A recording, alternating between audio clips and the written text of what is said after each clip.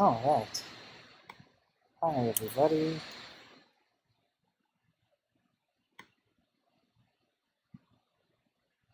So I'm going to give everyone a couple minutes to filter in.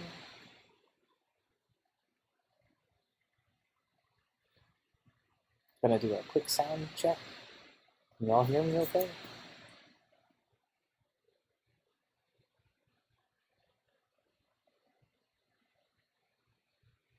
Hello.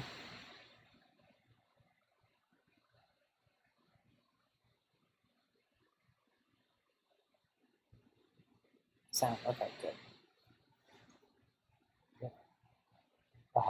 So what we're going to do today, as I'm kind of waiting for people to shuffle in, um, uh, we're going to quickly go over, we're going to, starting today, kind of just go through the Zettel and kind of talk about the bits. But like little chunks, so it's not going to be like these long lectures or anything. Because I want to also give time, because Liliana actually had contacted me about some questions regarding scabbards. So I want to make sure to make plenty of space for that conversation. So we'll give it just a couple more minutes. How's everyone doing? Everyone staying dry?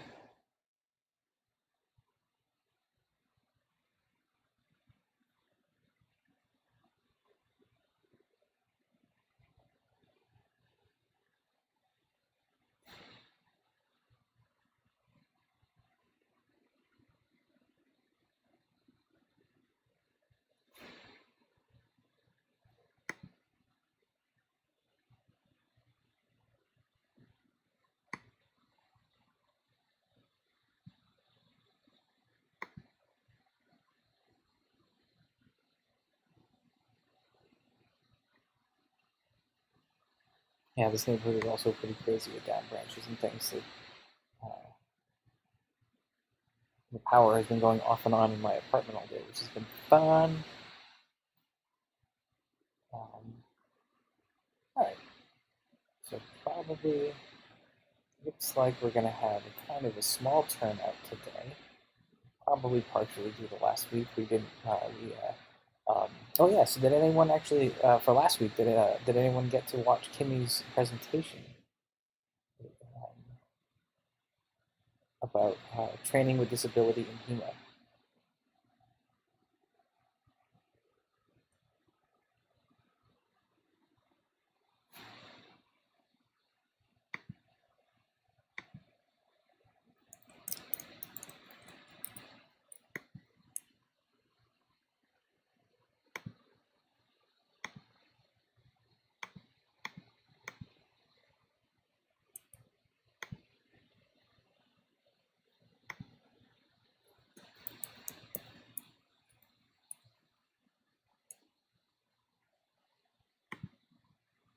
Um, I think I forget exactly where Dina posted the link in the Discord for people who are interested in um, catching up on if they missed it. I believe the non uh, uh, the non-live clearly they recorded it and they posted it in the on for free on YouTube. So I highly encourage everyone who hasn't checked it out to totally do that. It was really, really great.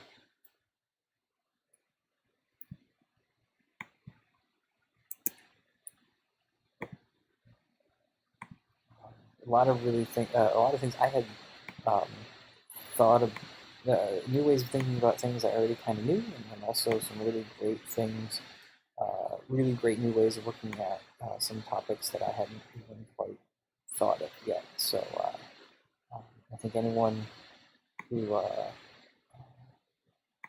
should check it out.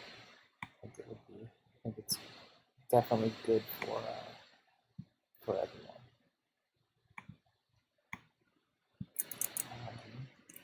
All right. So we've got a few people here. So yeah, it's about 5 after, so I guess we should kind of get started. Let's see. So I guess we should do the Zettel bits first. I'll go through the Zettel first, since just sorry for the delay with the chat and the video and the chat. But yeah, it's some really important things. I think uh, I think some of the things we don't really always discuss in not just Hema but a lot of martial arts. Like what does it look like to train with disability? And sometimes a lot of a lot of approaches are more about the visible things. Um, someone has a visibly broken arm. How do we train around that? Or uh, someone has mobility limitations. How do we train around that? But what was really great is Kimmy also covered things that aren't visible, essentially like chronic illness um, and um, uh, other be they neurological or be they physical, like long-term, invisible physical things. And I think it's a really, really, especially as an instructor, I found it to be uh, very, very important subject. Yeah, the lighting, the trees are going crazy because it's still endlessly windy and it's that kind of day. So it's going to be very atmospheric.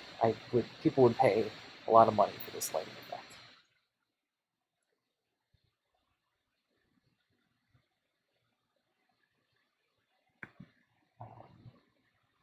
So, um, yeah, all right. So, let's see.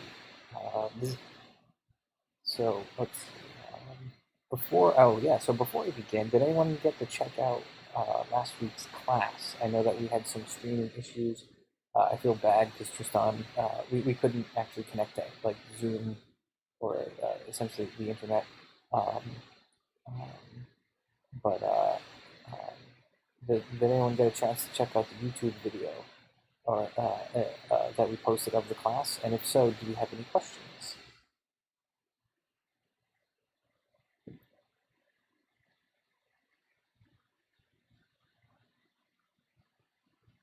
Uh, uh, and so as I'm kind of waiting for any questions to kind of roll in, what I want to say is that it was brought to my attention by actually a couple of different people so we've been using this new numbering system for like the cuts and the wards, and it was a good experiment, but it gotten a number of messages from a bunch of different people um, that it is confusing. So I just want to let everyone know that the materials that I've been handing out that has everything numbered, I will be redistributing that stuff, that material, with the German that we're all more familiar with. I have, for example, let me see if I can call it up. I don't think I can post a graphic in the chat, but for those of you on the Discord, let me see if I can put this in. So again, I've gone back and I've gone back to the documents that we've been using, basically the same drills, and I am I guess filling them in, or just filling them in a different way. Let's see if I can open this up real quick. Sorry, today was kind of a last minute running around. Let's see. My desktop, and I can send it over there.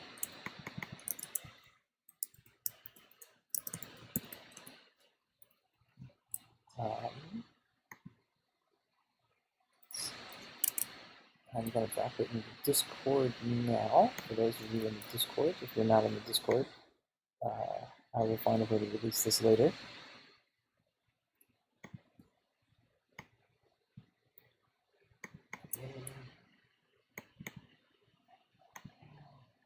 Yeah, so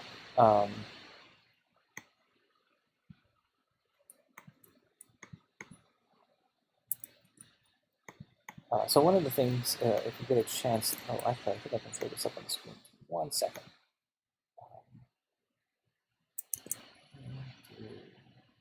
This.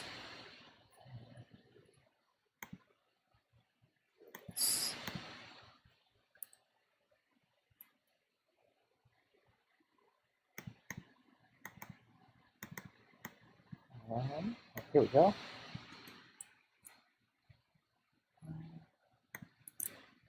So what you'll see here is the practice combinations sheet that you probably recognize from the before times, or before, where it used to have like cut 1 and ward, say like ward 8 and ward 4. So in this case, what I've now done is I've gone back and filled it in with a more familiar German. So we should be, so hopefully this, I'm hoping that this is helpful, and I'm hoping that, moving forward, moving forward, I will use this sheet and this terminology instead of um, other ones, which I think it was getting a little confused. Just in general. So I hope let me know, and if you have any questions about that material, just let me know. And so what we'll do now is we'll pop into the Zettel, and then we'll give a quick little read, and also something interesting that I found with a translation, a word that is often left out, and I've actually marked it on this next bit. All right. So now we're going to dive into our new beginning segment, Zettel bits.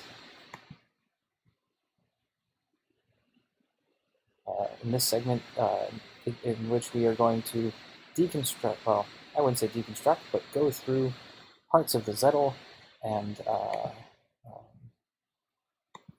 we're going to go through parts of the Zettel and kind of talk about them a little bit by bit. Like I said, nothing too crazy, because I don't want this to turn into a overly long lecture. It's already going to go crazy because you know me and my rambling.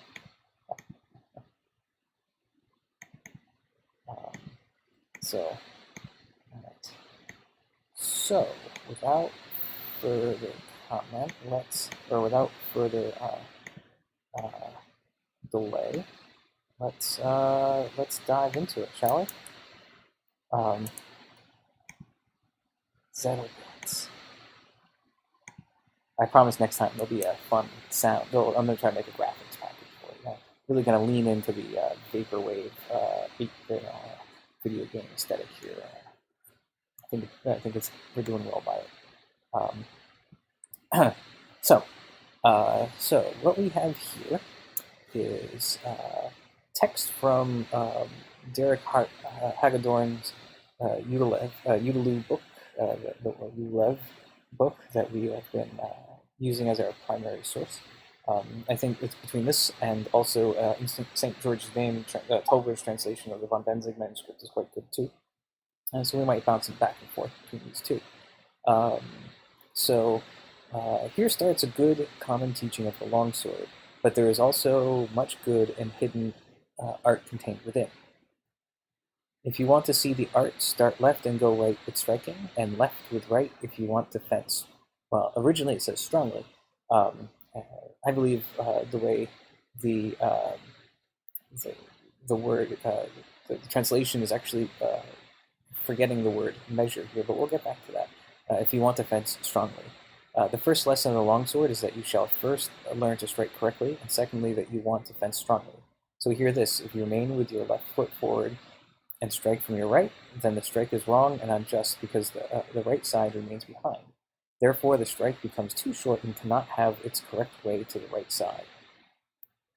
Or if you stand with your right foot forward and strike from your left, if you don't follow with your left foot, and then the strike is wrong again. Therefore, remember always to follow the strike with the right foot when you strike with the right side, from the right side. Also do the same when you strike from the left side, thus your body finds its way correctly, and strikes will be struck in a long and correct manner. Now, a couple of things here. I was able to clean. There's a couple of words I thought that maybe should be different, and also there was an exclusion, I think. But first, let me go over this first, because I think it actually talks about, kind of gets at the point a little more. So one of the words is that is, I have it written down here, so why am I trying to memorize it?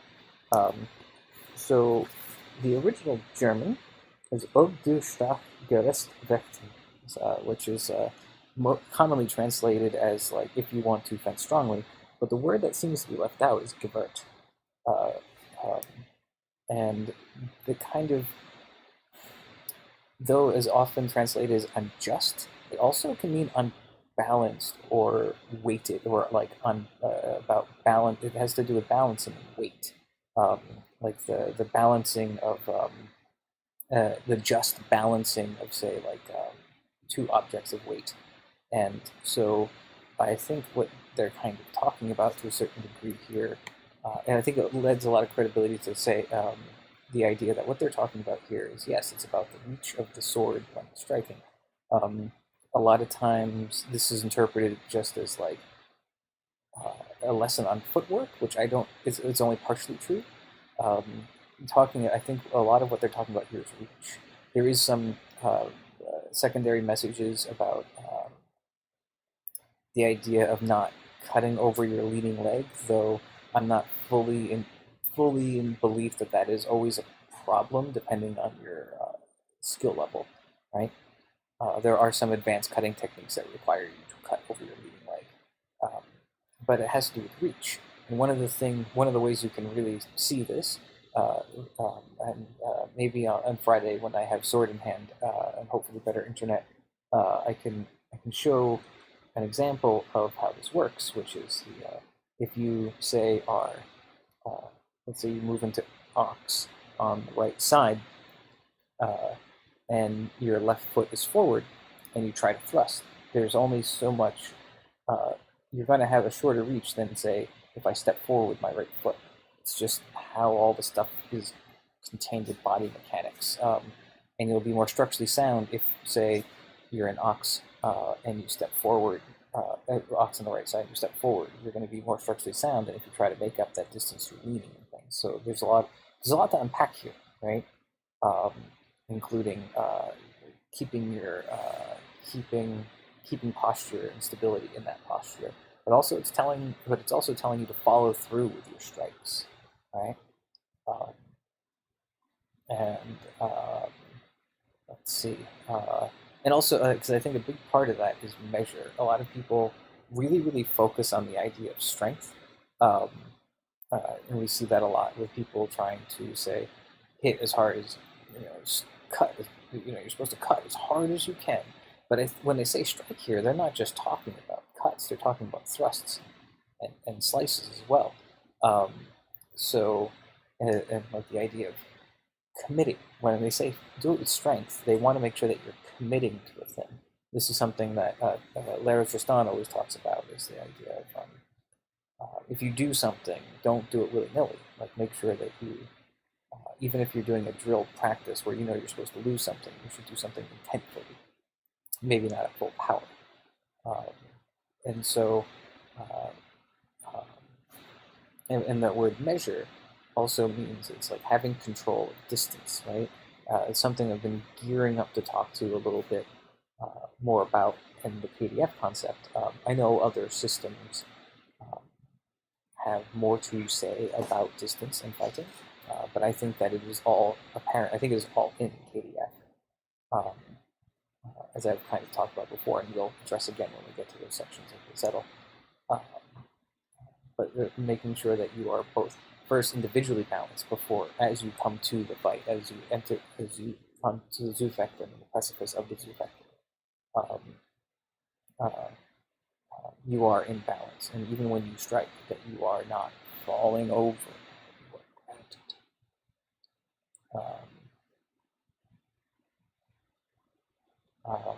All right.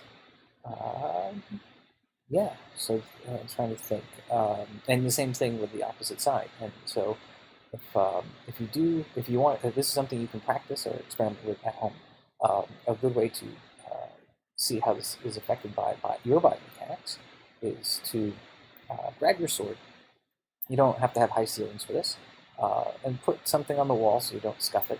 But go into ox with on, say, the right side, and put your left foot forward and touch, and then extend out in a way, keeping your back still straight and your chin up just a little bit, and extend the sword to the wall. right?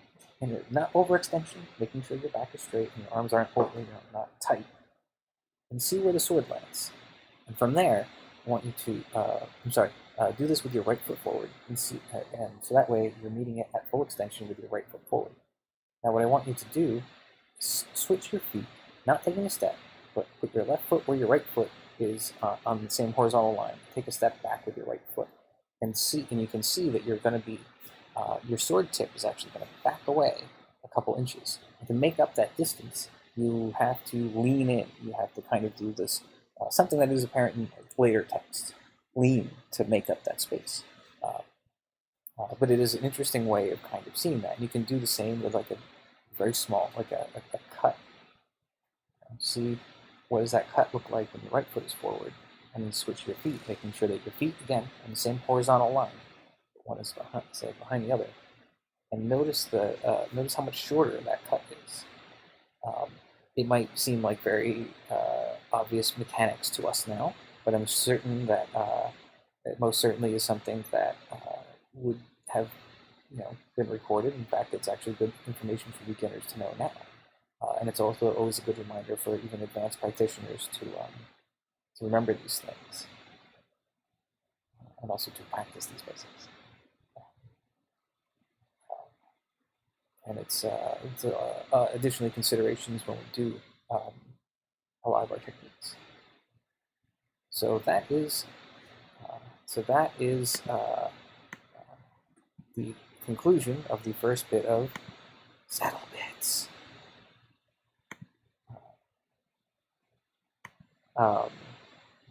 Actually, I'll put that back. Let me put this back up. Does anyone before we kind of move on? Does anyone want to chime in or talk about or have any further questions about this settle text? Again, I still think that the word measure is super important because it kind of gives context to a lot of the other text that is happening here, and also it sets up the idea that the measure is a consideration. Distance and measure is a consideration.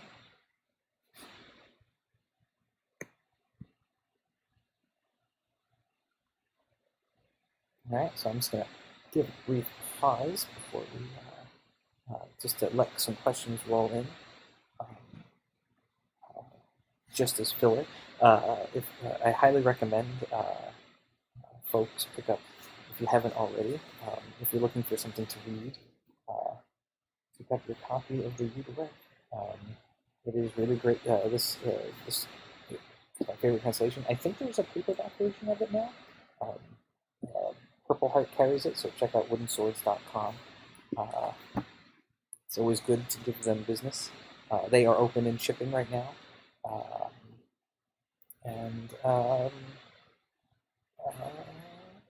Let's see.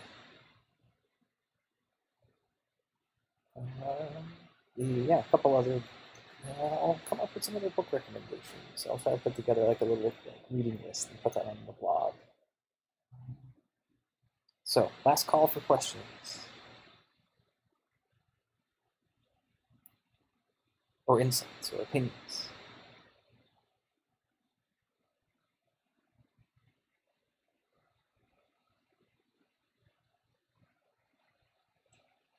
No? All right, so then I'd say I'm open it up to question of scabbards. So there's been some talk on the longsword discord about longswords and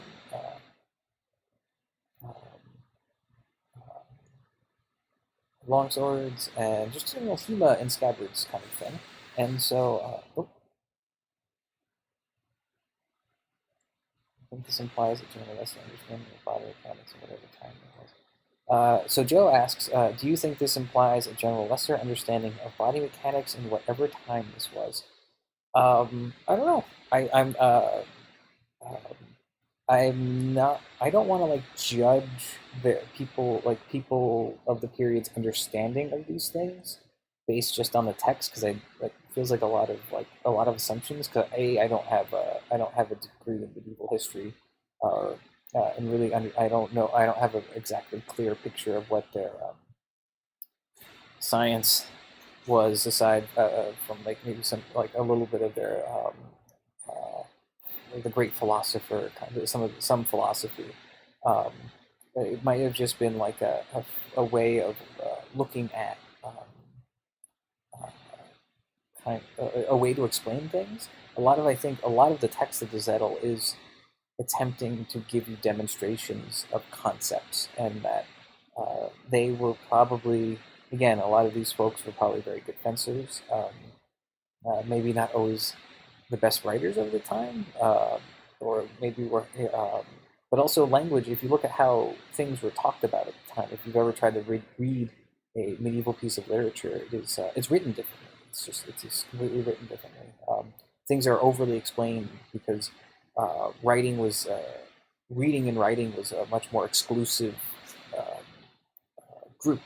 You know, much more. It was much more exclusive. Uh, I want to say hobby, but skill. And so whenever they were tended to over communicate a lot of things. So something like this would be maybe talked about because maybe there was and this is something you see again in like future materials. Um, um, like maybe it's like a way of like subtly smack talking other people. They're like, yeah, lean in and do all this other stuff. Um, uh, but it's a way of kind of over explaining to make sure you know all these things. Um, yeah, or maybe Joe continues asking, or maybe an attempt to accept the idea that footwork and striking must be connected. Yeah, I mean, I think that there's that I would say is probably true because they want you to understand that uh, if your right foot is forward and you're in thrusting on the right side, you're going to have greater reach than if you're um, than if your left foot is forward. And it's kind of a way of explaining biomechanics without having a concept, the idea of biomechanics, maybe, or without having that kind of language. Um, and again, I still think that there's an element, a lot of this stuff is overwritten um, to have you do a thing or explain a thing because that's kind of what they needed to do, or it's how things were written. Like a lot of like the style, the exalted language style. Yeah, I could totally see that it would be that there, or if not connected, that there is a relationship between your footwork and your sword work.